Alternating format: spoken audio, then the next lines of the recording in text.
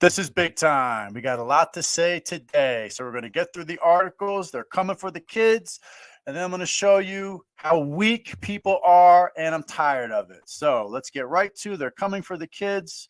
Actually, a little update on the Uvalde shooting. What's the problem with police? Well, let's start here. I like how it even says that. The ad even says start here. Uvalde school police chief admitted to deliberately leaving kids in classroom. I didn't want this dude to come out. The chief said with a chuckle as he defended his decision to evacuate the rest of the school first before attempting to rescue the kids trapped in a classroom with the shooter. So here's the fucking pussy right here. Here's the guy who never deserved to have this job in the first place. I wonder if he was a minority hire. Oh, you're brown? Oh, you totally deserve to be in charge. I'll totally trust you to save my kids. The Texas police chief who came under fire for his handling of the Uvalde school shooting had been revealed to have admitted the day after the mass slaughter that he deliberately made the call to keep the kids in the classroom and to not rescue them, even though he described hearing a lot of shots and the gunman reload, which would have been the perfect time to go in and smoke the motherfucker. The fucking pussy, Arredondo, made the decision during his only briefing with investigators the day after the deadly massacre at Robb Elementary School that left 19 kids and 2 teachers dead. During the hour-long interview, which was obtained by CNN, the Communist News Network, the Clinton News Network, the chief can be seen smiling and making jokes while also defending his decision to evacuate the rest of the school before attempting to rescue the students trapped in a classroom with the 18-year-old mass shooter, Salvador Ramos. When I opened the school door, I saw the smoke, Arredondo, the coward, said as he described being the first officer to arrive at the scene and hearing multiple gunshots as he and a colleague approached the classroom where the kids and teachers were being held. Obviously, I backed off and started taking cover, he said, despite his training clearly stating that officers risk their own lives to neutralize active shooters, which CNN noted. Wow, they did journalism. I'm impressed. But even a broken clock is right twice a day. I know there's probably victims in there, and with the shots I heard, I know there's probably somebody who's going to be deceased, he stated, but argued that his priority should be the preservation of life of those not under immediate threat. That sounds like commie talk to me. I know this is horrible, he said, incorrectly claiming that it's what our training tells us to do. So he's lying. We have him contained. There's probably going to be some deceased in there, but we don't need any more from out here, he said.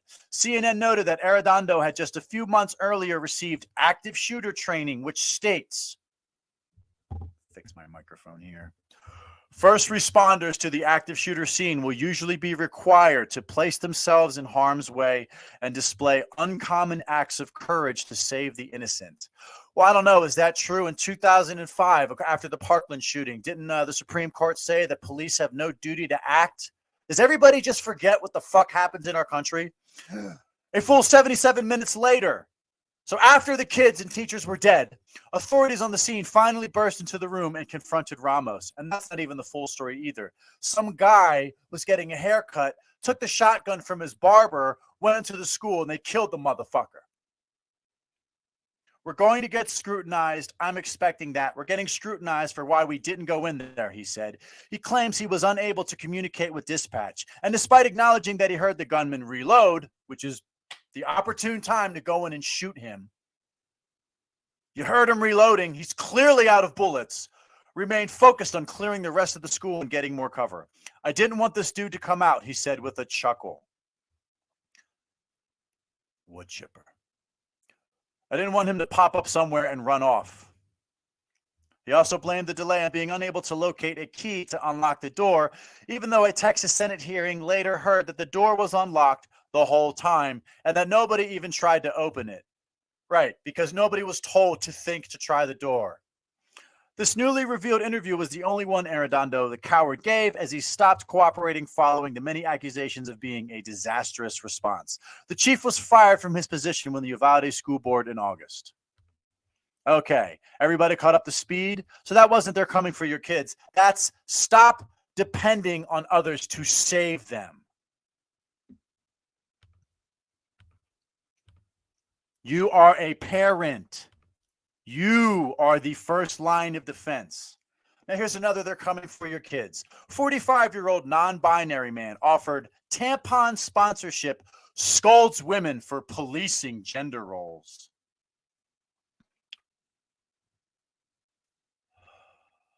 A controversial male social media influencer is sparking backlash after an Instagram video he made scolding women began to circulate on social media. In the video, Jeffrey Marsh, who identified, I don't care, it's all made up, addressed a past sponsorship he had been offered to promote tampons and other feminine hygiene products. Sticking tampons up your butt does not make you a woman. Last month, Marsh posted a video on his Instagram page speaking to the ladies of Twitter, especially over hate he received for a tampon ad campaign he took part in. After being uploaded to other social media platforms, the video began to spark backlash, amassing hundreds of critical comments from women concerned about female erasure. Well, this is what you wanted, women. You wanted to be inclusive. You learned about intersectional bullshit at school. You didn't stand up for yourselves, and now they're coming for your fucking kids. Okay? What is it going to take for you to grow a fucking spine? In the video, Marsh addresses the hate he received for a paid campaign he took part in with feminine hygiene product brand This Is Elle. The partnership had actually taken place in 2020, but had recently begun receiving new attention after images from the photo shoot with Marsh were shared on Twitter once again. As new comments began to pile under his campaign's photos, Marsh filmed a video addressing his reasons for taking part in a tampon promotion. I made the video for two reasons. So that women would feel less stigmatized, so that people who menstruate would feel less stigmatized. You don't menstruate. You're a man. You were born with a dick and balls. And I'm sorry that you feel the way you feel, but your delusion is not reality. And just because some horrible, evil Mengele version of a surgeon performs this horrible act to you doesn't mean you can suddenly magically menstruate. This isn't Harry Potter, okay? Noting that menstruation is often seen as gross, disgusting, a joke by cis men. Calling himself a non-binary person who does not menstruate, Marsh claimed his intentions behind taking the paid gig were to help end the stigma associated with periods. You can't have them. You don't have them.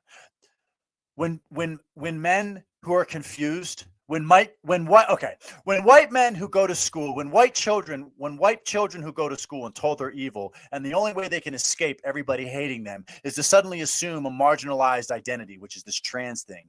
When they have to put tomato sauce in tampons to pretend that they're having a period, there is seriously something psychologically wrong with our community, okay? And then the hate came for me and scolded the women who took issue with his participation in the tampon promotion, claiming that they were policing gender by criticizing him. We should be working together. The more you police your gender role, the more you are policing the idea that one gender role is the best. I will keep fighting for your rights, even if you hate me to my core, because women are not second-class citizens. You're not a woman.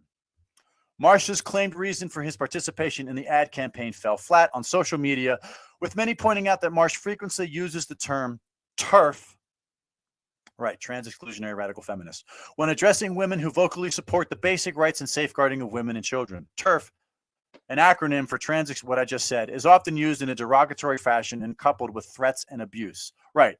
I don't want a man in women's shelters. I don't want a man in women's locker rooms. I don't want boys in women's locker rooms, or we're going to have another Loudoun County, okay? Jeffrey Marsh is well known amongst advocates for women's rights and child safeguarding due to his catalog of videos denying the existence of biological sex. Good for you, Redux. As well as those where he directly addresses the kids in his audience. Marsh has advocated people to go no contact with families or relatives who invalidate their gender identity, and has advised parents to provide child genital mutilation for their children. Marsh's most recent video on his past collaboration also referred popular trans-identified male influencer Dylan Mulvaney, who similarly defended his decision to become a spokesperson for Tampax last year. Both Tampax and This Is Elle, the brand Marsh promoted, are owned by mega conglomerate Procter & Gamble. So they need to be defunded. In 2020, This Is Elle partnered with the Fluid Project in a promotional video featuring individuals of varying gender identities to spread the message that periods are not specific to females. You're delusional. Amongst the queer influencers who shilled their gender-neutral menstrual products were Blair Imani and Alok Vade Menon. Fluid is a gender-free clothing and lifestyle brand based in New York, which also often involves itself in trans activism. On its website, Fluid states that it supports the most at risk of the LGBTQ community, supporting trans-led organizations. Well, technically, that would be trans people killed by the Black community, because the Black community kills the most trans people. Look it up. Fluid has provided direct support to the Sylvia Rivera Law Project, which provides assistance to incarcerated males who wish to change their gender or be moved to a woman's institution. So they want women to be raped in prison by men who are pretending they're women so they can run the prison. Among the inmates, the SRLP has worked with our convicted child murderer, Cynthia China Blast. Oh, the poor rights of the child murderer. Oh no, the poor criminal who was invited to be part of their prisoner action committee. And Zena Grandicelli, who, a toddler, yet assisted with SRLP's community outreach. So they're working with people who hurt children. Where is the wood chipper or the wall? That's your choice. This Is Elle also features multiple partners on their site, most of which equally propagate that women are not the only ones who menstruate. In particular, the Period Project, which strongly advocates for gender-neutral language around menstruation. On its website, the Period writes, "Not all women menstruate, and not all menstruators are women. At the Period Project, we are dedicated to supporting all menstruators, and we want to make sure our fight for menstrual equity is gender inclusive. We use this made-up term to refer to all people who experience menstruation, including blah, blah, blah. It's all made up. I don't care. You're a man. You can't have periods, okay? You need to deal with it. I'm sorry your parents failed you and made you feel bad for being white." Okay, so if anyone's new to the channel, we're going to cover the defense of gun use. The source I use is called the Gun Violence Archive. I cover defensive gun use because I don't like communism and people have the right to defend ourselves. And the Second Amendment is not a second-class right. You don't have the right to tell me to vote. You don't have the right to tell me what church I can go to. You don't have the right to tell me I don't have a right to a jury. You don't have the right to tell me I can't have a lawyer. And you don't have the right to tell me I can't protect myself. And if you don't like that, get the fuck out of my country. Okay, so story coming to you today.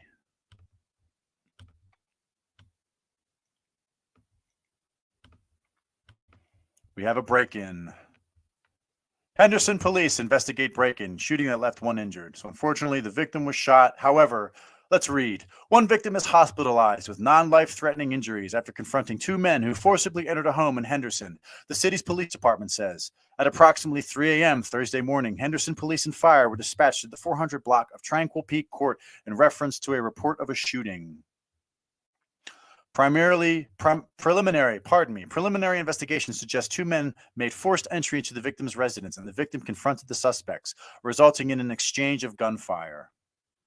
The suspects fled the scene prior to the officer's arrival. The victim was found with an apparent gunshot wound and transported to a local area hospital with non-life-threatening injuries. Investigators believe this to be a targeted incident. This is an active investigation with no further details to provide. Well, it sounds like, I don't know. If they broke in his home, it sounds like him opening fire at them might have been the result in them leaving. Like I always say, I believe in the Second Amendment. Where I live in Pennsylvania, I'm from Philly. I left Philly because I was tired of the blacks killing everybody, beating up everybody, selling drugs where I lived, and affecting Temple University and Community College of Philadelphia, where I went to school. You just get tired of it. And where I live, the police take 9 minutes. The hollow points I carry travel at 1,000 feet per second. I'll let you decide what you think is the better response time. Okay. Local Philly crime.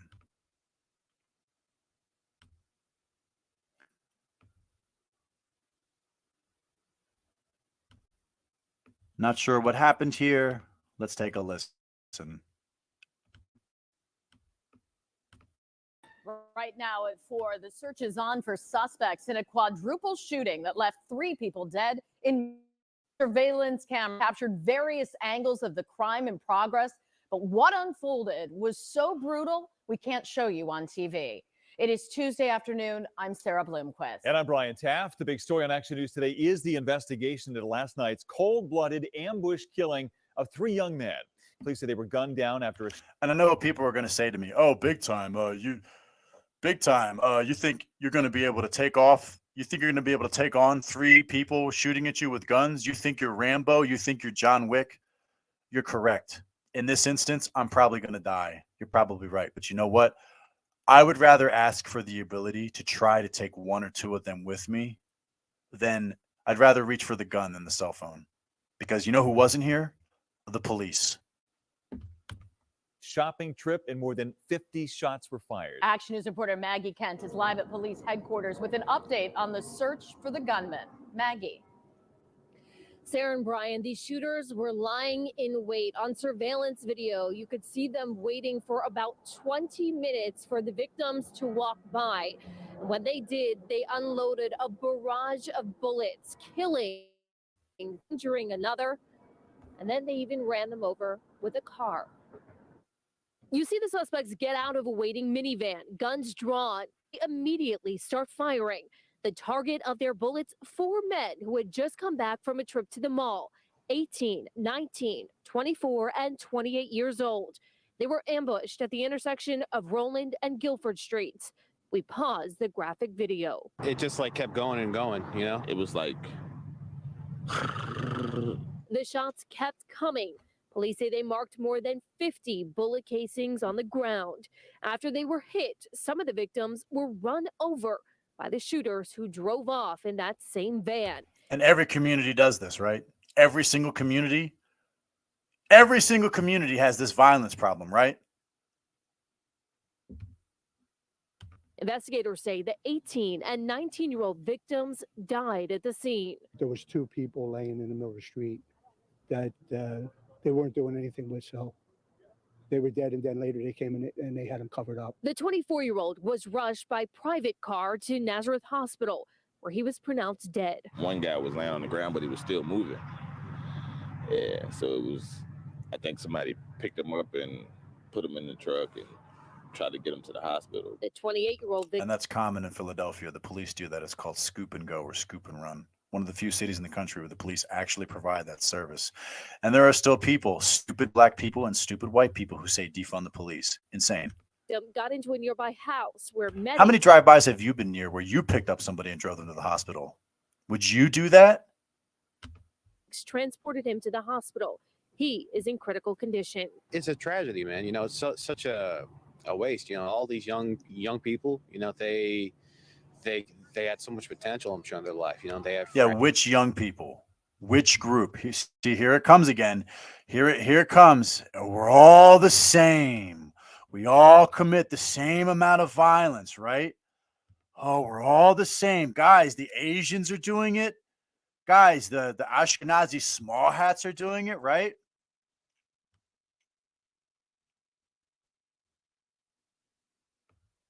Let me show you something.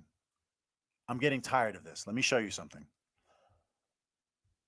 Northeast Philadelphia neighborhood still rocked after 2 teenage boys and a 24-year-old man were ambushed and executed coming home from a trip to the mall.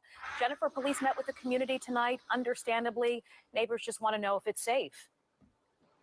Yes, they certainly do. Over 100 people showed up to this meeting to meet with police to discuss gun violence and safety in their neighborhood. Some people are so afraid for themselves and their families. They plan on moving out. 4 people were shot. What do you mean? Is it safe? What do you? No. Let me answer that question to all the stupid people who went here. No, it's not safe. Now you're going to complain to another group of people to protect you, right? Out of Mayfair. A lot of killings. It's been a lot. People are very angry, frustrated. I mean, it's like a broken wheel. Emotions are high in Mayfair after Monday's deadly shooting. Philly police say there were over 50 shots fired at Roland and Guilford Streets, and you can see a makeshift memorial left behind for the 3 young people killed and a 4th who was injured. You're like a moving target anymore coming out of your house. And it's not just in Mayfair. You got to worry about getting robbed. You got to worry about getting carjacked, being By who? By who? Why can nobody ever say which community is doing all the crime? Don't worry, Big Time got some receipts. shot. And this stuff needs to stop. Members of the Philadelphia command staff held a meeting at Lincoln High School. Over 100 parents, children, educators, and many longtime residents voicing their fears over the increasing violent crime from shootings and robberies to carjackings. We're putting band-aids on situations that need surgery. We need to start holding these parents accountable for the actions of their offspring. That's not going to happen. Remember, I have a question. Are these the same people who voted for Mayor Kinney? Are these the same people who voted defund the police? Are these the same people who voted for Larry Krasner, District Attorney, Soros-funded Larry Krasner? Oh, the poor blacks. Are these the same people who said bail reform, police reform? Are you the same people who voted to say that, oh, we just need more rec centers. We just need midnight basketball. And now suddenly, when all of your little liberal, progressive, communist bullshit ideas aren't working, when the same community that is being violent, not only to their community and to everybody else, when you support to not punish criminals, you're surprised when that violence now threatens your life, right? And let's hear what the police has to say. Sarah Caswell is a teacher at Lincoln High School and says everyone is reeling from the violence. The violence that's happening in this neighborhood has got a lot of kids scared. It has me scared as a parent. Many who spoke up asking police for answers about the growing crime. Good people here in this audience who care about their community, and the police care about their community. And we're going to do everything we can to prevent that violence. Words. They're empty words. I don't understand. I don't understand. Let's step back for a second. Let's step back. In other words, we're happy you care. The police will protect you. Did I not just show this guy? Remember that I just went over the story, right? This guy said he wasn't going to go in. I didn't want the dude to come out. He decided not to go in. He's a police chief. His idea was to stand by and let kids be murdered, right? So why would anybody trust, pardon me, why would anybody trust what this old fart has to say? Why is this guy trustworthy, or is this all a bunch of fucking empty platitudes? Why doesn't he tell the community, hey, you need to arm yourself. You need to start traveling around in groups. You need to protect yourself. You need to fortify your home. We can't always be there. Your responsibility, your protection, your safety is always in your hands first. Why don't they ever say that? And why is it this big surprise that nobody can say which community is performing all the violence? I hate the news. We're going to do everything we can to prevent that violence. You didn't prevent the shooting. You weren't there. 90% of the time you show up after the crime has been committed. What does that tell you? Your safety has to come from you first. And some are now saying time is up. They're getting out of Mayfair while they can. I plan on leaving in June. The last shooting was too close to home, and I have a 20-year-old daughter, so being that they were very... No.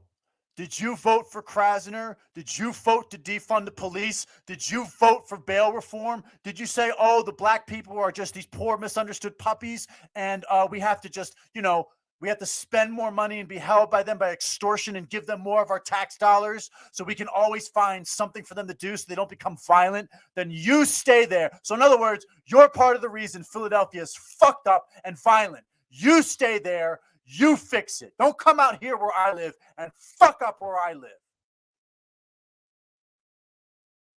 You pick up a gun and you protect your family.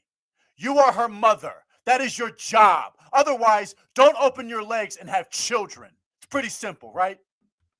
Very young. It's kind of scary. Police were also asked about the quadruple shooting, and so far they can only share that it was a targeted shooting. And Sheba and Jason, with no arrest made, police say if you have any information, please. Right, so they don't know. So they don't know. All right.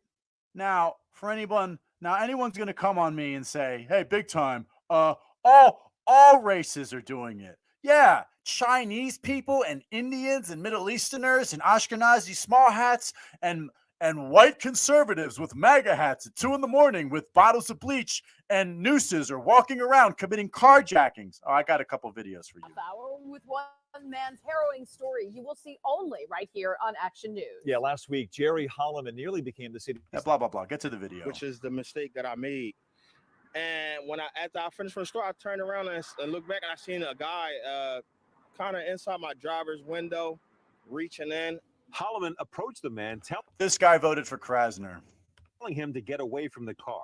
That's when the situation took a terrifying turn. As you can see, the suspect pulled out a gun and opened fire, sending the... Wow. That's all it took. Low impulse control. That's all it took. Okay, let's do another one. We're just going to go right to the video. I don't want to hear people who voted for them. I don't care. Which community's doing it? I'm so tired of this. Which community is doing it? Are these Asians? Are these Asians? Look how they lean back. Look how they run. These are Asians, right? Are these Ashkenazis? Are these the Hmong? Who are these? Who are these people?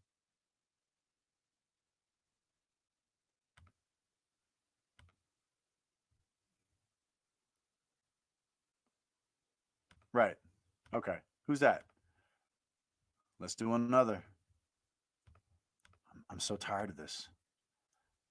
We have the internet, for Christ's sakes. We have the internet.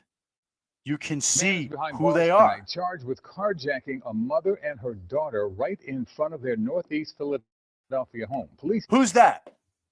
Who is that? Is he Asian? Who is that? They have arrested 20. Who wears high tops? Do Asians wear high tops? Do they wear designer Jordans, Air Force Ones? Do they wear designer clothes when they carjack people? Do they wear Pooh Shiesty masks? Who is that? Year-old Amir. At least he's protecting himself from COVID. Harvey of Philadelphia.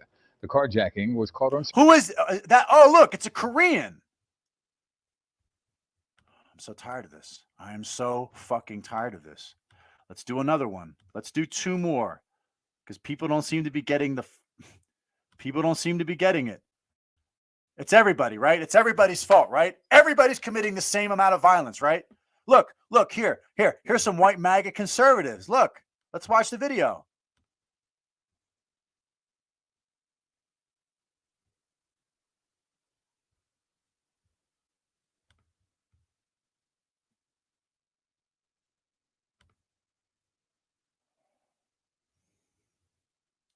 Good evening. I'm Jacqueline London. Police want to find the 4 gunmen they say pulled off this well-orchestrated attack.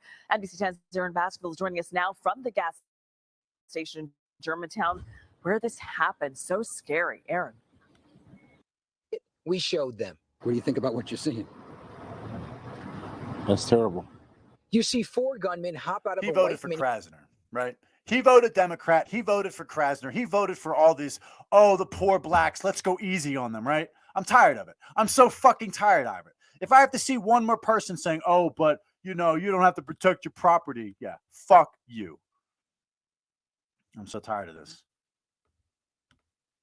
Let's see another one.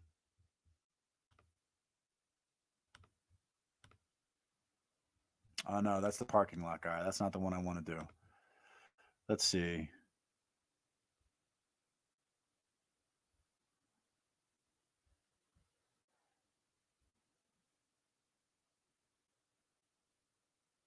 Carjacking victim. Yeah, that's the one.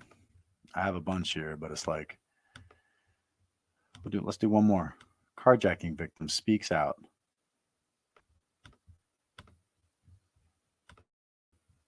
Is speaking exclusively to Action News tonight about the dramatic moment he was ambushed by 3 juveniles while pumping gas in Warrington. Exclusively. 3 juveniles, right? Nothing, no characteristics about them. There's no way they walk. There's no way they slouch over. There's no way their pants hang a little low. There's nothing about the sneakers they wear. There's nothing about the way they speak. Their vernacular. It might be some sort of like, I don't know, English ebonics. There's nothing about it. It's every community, right? Every community commits the same amount of crime equally, right? To Action News, ambushed by 3 juveniles while pumping gas in Warrington. So right there, his mask is off. You can see his face. You can see the color of his hands, but we don't know who it is, right? Oh, we don't know which community, which demographic they're from, right? The victim got away unharmed, and police captured the suspects after a short chase. Action News reporter Brianna Gallagher talked to the victim about the incident and the kindness of strangers he's received since the crime. Normally that's something that, I don't think twice about. Pumping gas, it's a situation anyone can relate to. Within a blink of an eye, I was attacked. I don't get it, man. I don't fucking get it. Again, like in all of these instances, where were the police? Why can't the police say something to you? We want to do everything we can. Why don't we let's say we're going to go to the range. We're going to teach, this is a Glock 19. This is a 38 snub. These are hollow points. This is how you defend behind. This is the difference between cover and concealment. This is how you lean out to the side. This is how you stand. This is how you clean. Why can't the police do that? This is Pennsylvania. It hasn't turned into California or New Mexico or New York yet. You still have the right to carry and defend yourself.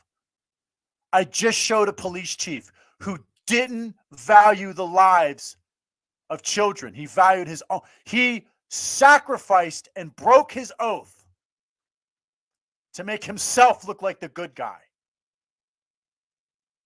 I don't get it. I don't get it. So anyway, I'm big time. That's news to me.